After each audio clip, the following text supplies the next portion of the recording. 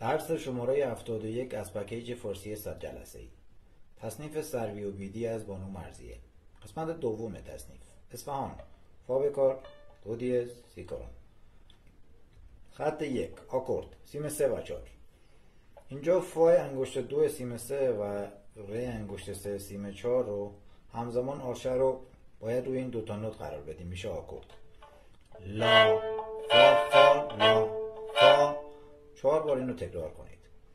خط بعدی. سیم 2 و 1. انگشت 3 سیم 2. ره دو ره فا می ره. جواب سیم 4. ره دو ره دو ره دو ره. تکرار. قسمت بعدی. سیم 3 و 4 و 2.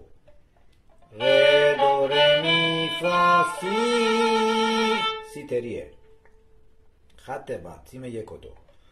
ره دو ره فا می ره. جواب سیم 4. ره دو ره دو ره دو ره. تکرار. سیم 1. می فا سل فا می ره.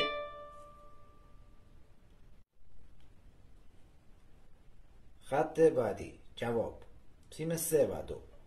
سی لا سی لا سل لا سی سل سی لا سل فا می فا سل لا فا لا فا لا سل فا.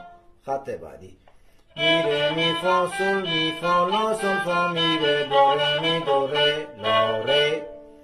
تکرار 4 خط قبلی.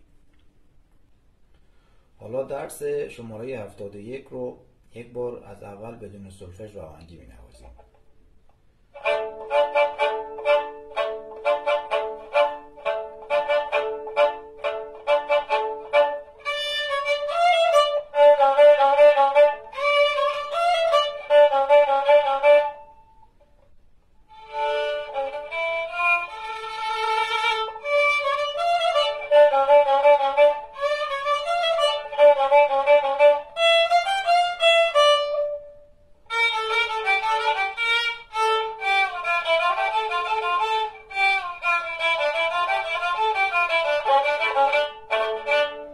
چهار خط قبلی رو یک بار دیگه تکرار کنید.